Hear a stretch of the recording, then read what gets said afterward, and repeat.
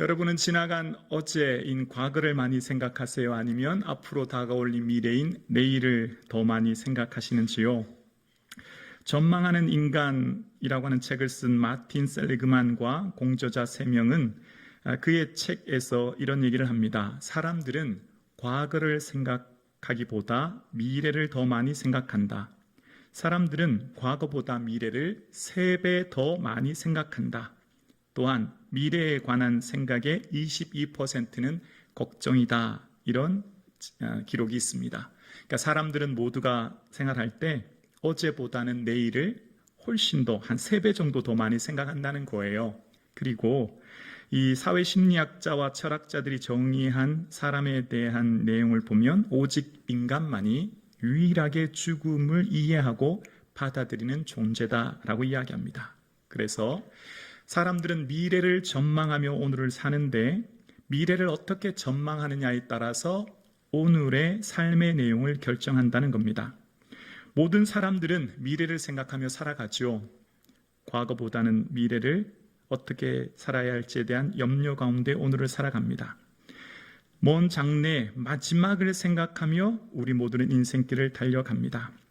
그렇습니다. 미래를 전망할 때 인생의 여정을 이 땅의 인생이 전부로 생각하는 사람과 죽음 이후의 영원한 나라로 이어지는 것을 전망하는 인생은 오늘을 살아가는 삶의 모습이 다른 결과를 낳게 되는 것을 봅니다. 그러니까 이 세상의 모든 사람들은 두 종류의 길을 걷고 있는 겁니다. 하나는 생명의 길이고요. 또 다른 하나는 사망의 길입니다. 하나의 길에는 달려가는 길 끝에 죽음이 기다리고 있습니다. 그래서 그 사망의 길을 가면 갈수록 더 어둡고 더 절망적인 마치 동굴과 같은 상황을 접하게 되죠. 그 길의 끝은 더 이상 보이지 않은 막다른 길뿐입니다. 반면 또 다른 한 인생은 가는 길 끝에 생명이 열리는 영생의 길을 걸어갑니다. 생명의 길의 끝은 점점 더 밝고 빛나는 터널과 같아서 새롭게 비상하는 문을 발견하게 되고 그래서 그것으로 소망을 누리게 됩니다. 모든 사람들은 두 길 중 한 길을 오늘도 부지런히 열심히 달려가고 있습니다. 그러니까 모든 사람은 영원한 생명 속에 사는 인생이 있고 잠시 사라질 찰나의 생을 사라지는 삶으로 나뉠 수 있죠. 많은 사람을 그런데 착각하며 살아갑니다. 오늘 우리의 인생이 영원할 것처럼 생각하면서 살아갑니다. 낡고 쇠하고 사라질 이 세상이 영원할 것처럼 생각하고 자신만의 성을 쌓으며 부지런히 살아갑니다. 그렇게 달려가다가 도착한 인생의 종착지에 이르러서야 비로소 깨닫게 됩니다. 인생이 영원하지 않다고 하는 것을. 마지막 호흡을 하는 순간 지나간 인생이 찰나였음을 비로소 깨닫습니다. 그 마지막 순간에 헛되고 헛되다고 고백하는 허무한 인생이 있는 반면 또한 인생은 나의 나된 것은 하나님의 은혜입니다 라고 고백하는 인생으로 나뉘어질 것입니다. 오늘 함께 2부 예배 드리시는 사랑하는 성도님, 우리는 모두는 영생을 잇대어 살아가는 생명의 길을 걷고 있는 줄로 믿습니다.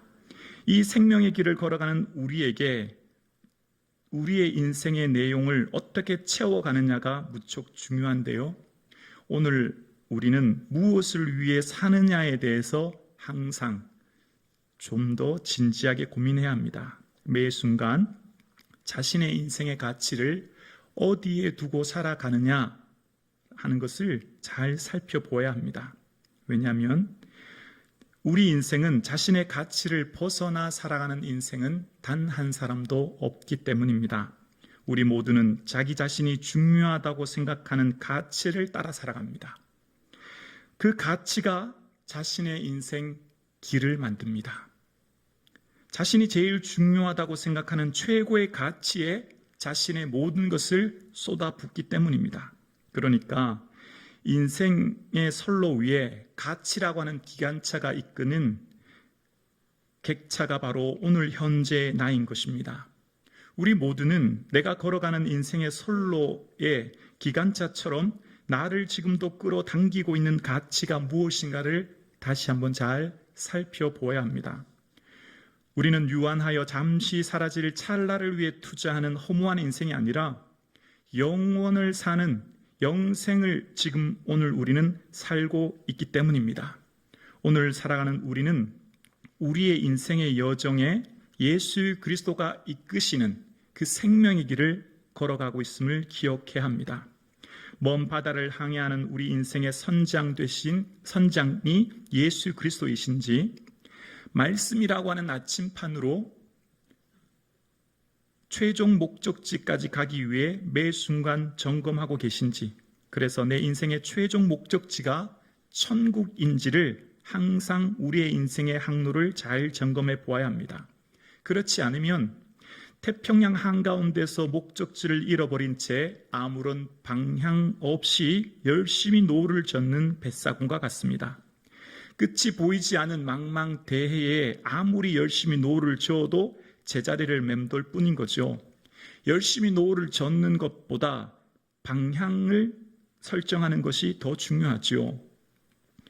성경은 오늘 우리에게 중요한 가르침 중에 하나인 규례 안에서 말씀하고 있습니다. 우리는 어떤 길을 가야 할지에 대한 해답을 오늘 본문인 성경이 우리에게 해답을 제시하고 있습니다. 가치 있는 인생의 여정길, 그 길은 바로 길 대신 예수 그리스도를 만나 예수 그리스도와 동행하는 삶인 것을 오늘 본문이 우리에게 말하고 있는 것입니다. 그래서 우리 인생길의 가장 중요한 것은 먼저 가치 있는 인생의 시작은 바로 길 대신 예수 그리스도와 함께하는 것임을 오늘 본문이 우리에게 이야기하고 있는 겁니다. 오늘 본문의 아볼로에 대한 소개가 먼저 시작되는데요. 24절입니다. 알렉산드리아에서 난 아볼로라 하는 유대인이 에베소에 이르니 이 사람은 언변이 좋고 성경에 능통한 자라. 당시 강대국 로마의 두 번째로 큰 도시인 이집트, 북아프리카에 속한 이집트의 항구 도시 알렉산드라 출신이 아볼로였다는 거예요. 그 아볼로는 일찍이 그의 아볼로는 언변이 좋고 성경에 능통한 성경학자였다는 겁니다. 그리고 아볼로가 가르치는 내용이 무엇인지 25절에 이야기하는데요. 그가 일찍이 주의 도를 배워 열심으로 예수에 관한 것을 자세히 말하며 가르치나 요한의 세례만 알 따름이라. 자, 이제 아볼로가 가르친 내용이 뭔지를 25절에 얘기하기를 그가 일찍이 주의 도를 배워라고 이야기합니다. 여기서 주의 도라고 하는 헬라어 호도스는 길라는 뜻입니다. 그러니까 아볼로는 일찍이 주의 길을 배워서 예수에 관해 가르쳤다라고 이야기합니다. 그런데 그 가르치는 길이 세례 요한의 세례만 알고 있었다고 이야기하고 있는 겁니다. 그러니까 세례 요한의 제자인 아볼로는 세례 요한이 가르치는 길, 그러니까 세례 요한이 예수님에 오시기 전 마태복음 3장 3절에 보면 이렇게 외치죠. 광야에서 외치는 자의 소리가 있어 이르되 너희는 주의 길을 준비하라. 세례 요한이 이 땅에 온 것은 예수님의 오실 길을 준비하는 회개의 세례를 선포한 것이죠.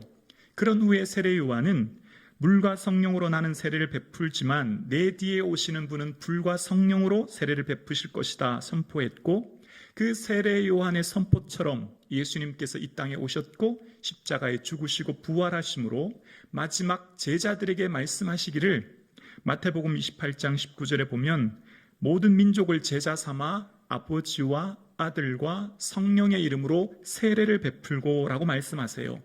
그러니까 예수님께서 부활하시면서 전하시는 세례는 성부, 성자, 성령으로 일컫는 세례이고, 이 세례는 예수님의 죽으심으로 우리가 죽고 예수님의 부활하심으로 우리가 부활하는 연합과 일치를 이야기하는 겁니다. 예수님의 세례는 예수님과 우리가 온전히 하나 되어 주님 안에 연합되어지는 것입니다. 그래서 우리의 인생길은 이제 예수님과 함께 걸어가는 길이 되었고, 우리의 모든 인생길은 예수님과 함께 예수님을 위하여 예수님의 기뻐하시는 길을 걸어가는 우리의 삶이 된 겁니다. 그렇습니다. 예수님께서 이 땅에 오신 중요한 가르침이 바로 마가복음 2장 2절에 나와 있는데요. 이렇게 말씀하십니다. 많은 사람이 모여서 문 앞까지 들어설 자리가 없게 되었는데 예수께서 그들에게 도를 말씀하시더니 라고 말씀하십니다. 예수님께서 많은 사람들에게 도를 말씀하셨대요. 여기 쓰이는 도라는 단어는 조금 전에 쓰였던 호도스와 같은 단어입니다. 바로 길이라는 거예요. 예수님께서 이 땅에 오셔서 많은 사람들에게 길에 관해서 말씀하셨다는 겁니다. 예수님 말씀하신 길은 무슨 길일까요? 생명의 길이지요. 왜 예수님께서 생명의 길을 말씀하셨을까요? 이 세상의 많은 사람들은 사망의 길을 걸어가고 있기 때문입니다. 많은 사람들은 자신들이 걸어가는 길이 사망인 줄을 모르고 오늘도 걸어가고 있고, 예수님 당시 수많은 사람들이 자신들이 걸어가는 길이 끝은 사망인 것을 모른 채 걸어가는 그들에게 예수님 당신께서 친히 길 되심을 선포하신 거예요. 그래서 잠언 14장 12절에도 보면 어떤 길은 사람이 보기에 바르나 필경은 사망의 길이니라 말씀합니다.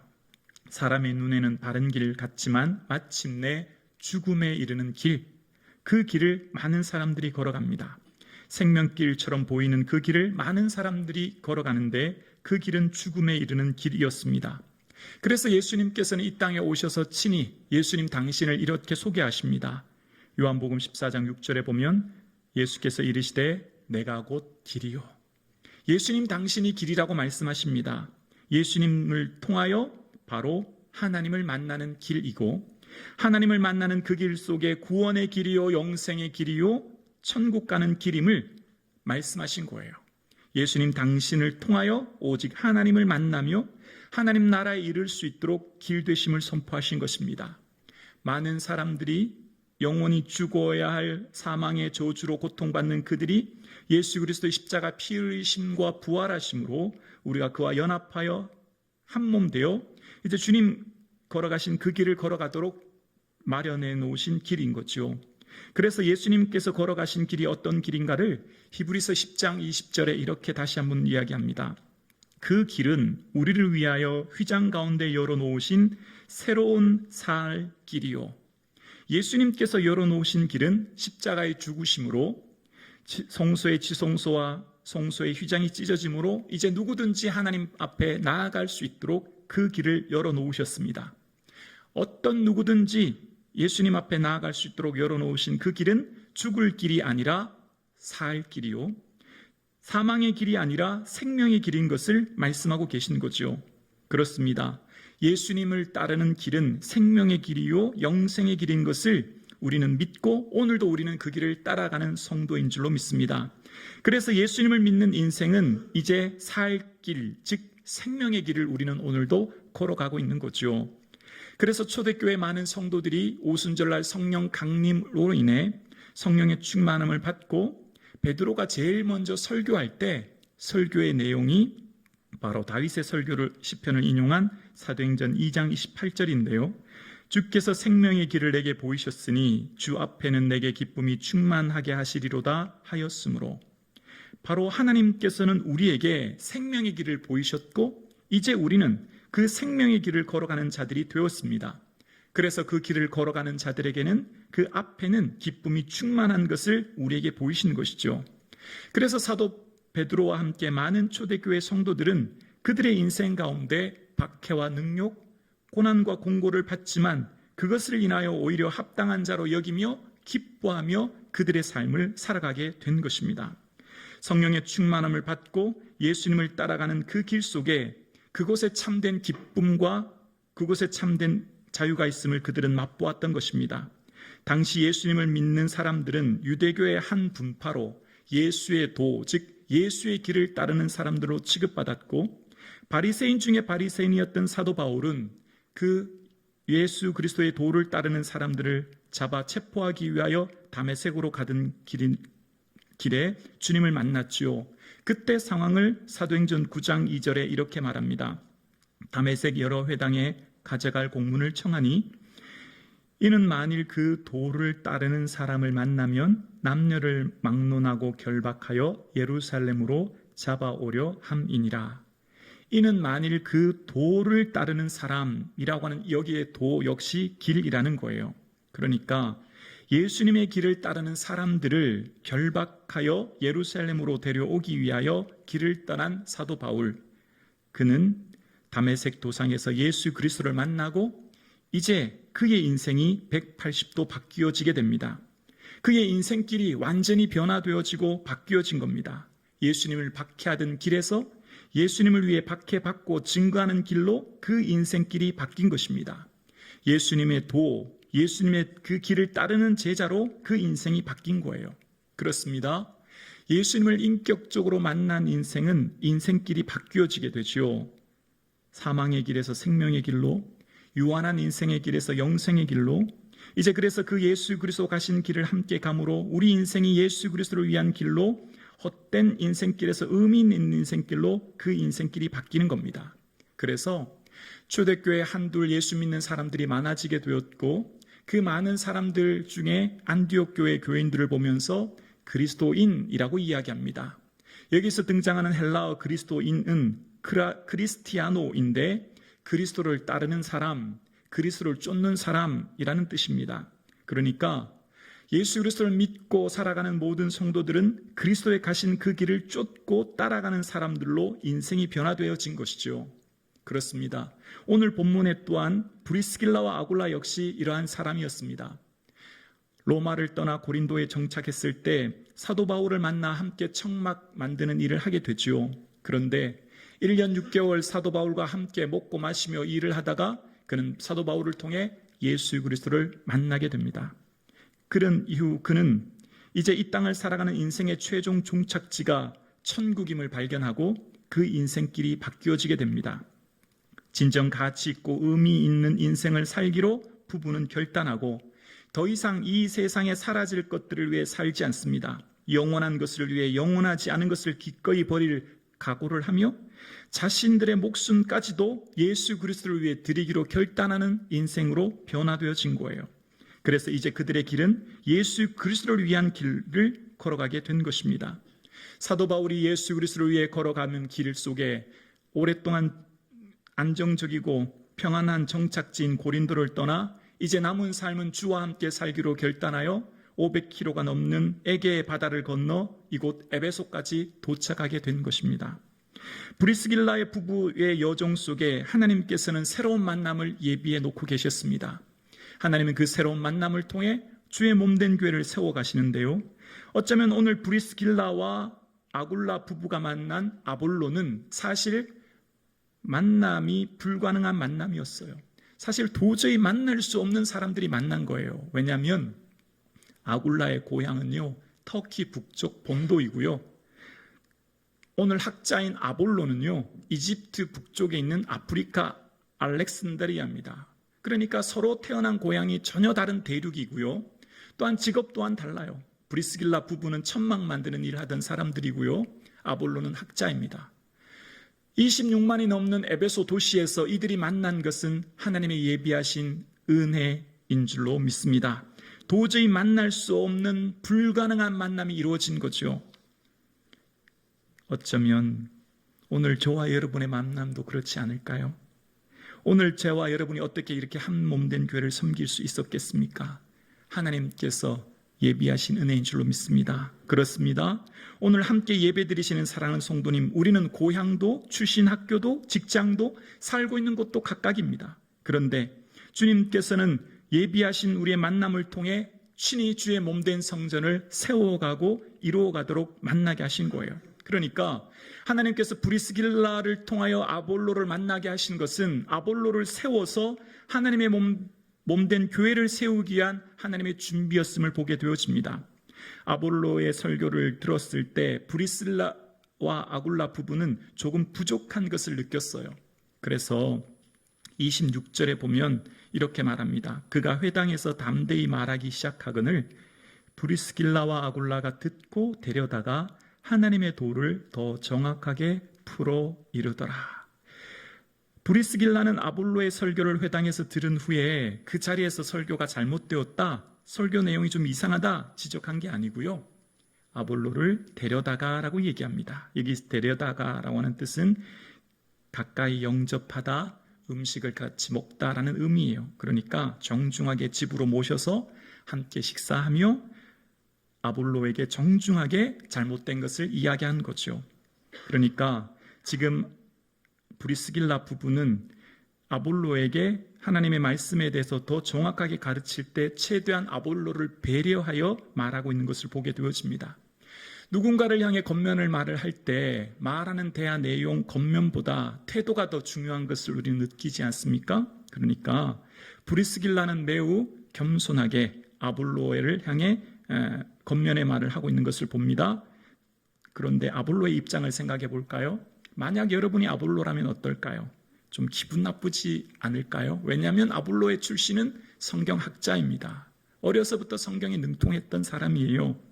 그런데 브리스길라와 아굴라는 직업은 뭡니까? 천막 만드는 사람들입니다.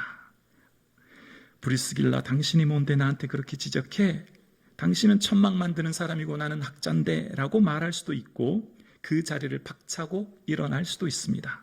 그런데 아볼로는 그 브리스길라의 부부의 말에 전혀 요동하지 않습니다. 자존심 상해하지 않아요. 그리고 그 말을 끝까지 듣고 하나님의 도를 더 정확하게 알게 되어요. 어떻게 이렇게 될 수 있었을까요? 어떻게 아볼로는 이것을 자존심 상해하지 않고 받아들이고 또 브리스길라 부부는 이것을 정중하게 예의를 갖춰 얘기할 수 있었을까요?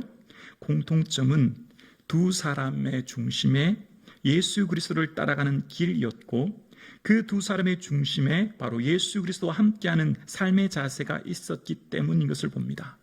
오늘 함께 2부 예배 드리시는 사랑하는 성도님, 우리의 인생의 주인이 예수 그리스도가 될 수 있기를 주님의 이름으로 축원합니다. 예수 그리스도 위에 예수 그리스도와 함께 예수 그리스도의 길을 걷는 그런 성도의 삶의 모든 인생길 가운데 주님께서 이끄심을 알았기에 아볼로는 브리스길라 부부의 말을 듣고 특별히 아볼로가 가르쳐준 것에 더 깊이 알게 되었는데 그것이 무엇이냐면 26절에 보니까 하나님의 도를 더 정확하게 풀어 가르쳤대요. 여기서 하나님의 도는 조금 전에 말했던 호도스, 즉 길이라는 거예요. 그러니까 브리스길라는 아볼로에게 하나님의 길을 더 정확하게 가르쳐줬다는 겁니다.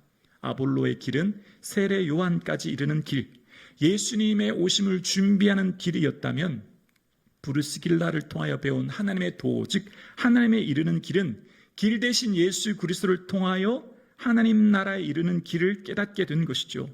예수님께서 이 땅에 오셔서 죽으시고 부활하심으로 우리에게 주님이 길 되셨고 이제 주와 함께 세례받은 우리는 하나님 나라에 이르는, 하나님께 이르는 길 되심을 아볼로는 깨닫게 된 것입니다. 그리고 아볼로는 하나님에 이르는 그 길을 깨달은 이후에 그는 더 이상 에베소에 머물지 않고 아가야 지역에 있는 고린도로 가기로 결단해요. 그럴 때 브리스길라는 고린도에 있던 성도들에게 편지를 써줍니다. 편지는 추천서이죠. 지중해 지역을 건너서 여행하는 그들에게 여행의 편의를 제공하고 고린도교회 성도들이 아볼로를 잘 영접할 수 있도록 배려한 것입니다.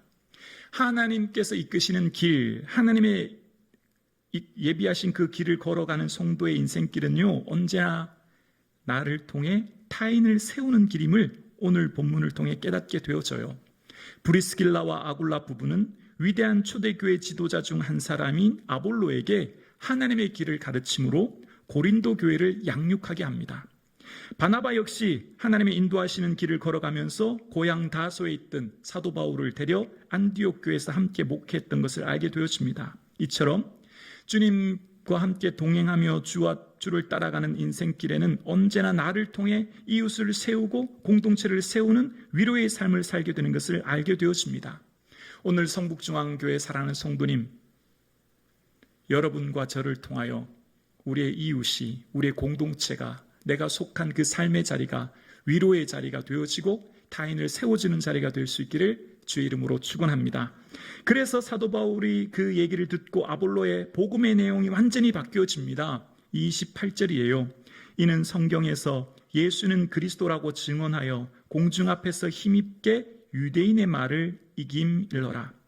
고린도에 도착한 아볼로, 그를 통해 많은 성도들이 위로를 받게 되었는데요, 그 핵심이 예수는 그리스도이다라는 거예요. 그리스도, 구원자, 메시아, 즉 예수님이 길이요 예수님의 생명임을 전한 거예요. 성경의 핵심 중에 핵심인 거죠. 길 대신 예수 그리스도를 통해 하나님께 이르도록 선포한 것입니다. 그래서 아볼로를 통하여 사도 바울 하나님께서는 고린도 교회를 세워 가신 거예요. 그래서 이후에 바울은 나는 심었고 아볼로는 물을 주었다 이야기합니다. 이후에 아볼로는 게바와 바울과 같은 반열에 이릅니다. 이처럼 아볼로를 고린도 교회 지도자로 세운 숨은 공로자는 바로 브리스길라 부부인 것을 보게 되어집니다. 예수님을 따라가는 길을 통해 브리스길라 부부를 통해 하나님은 아볼로의 결핍을 채워 가신 겁니다.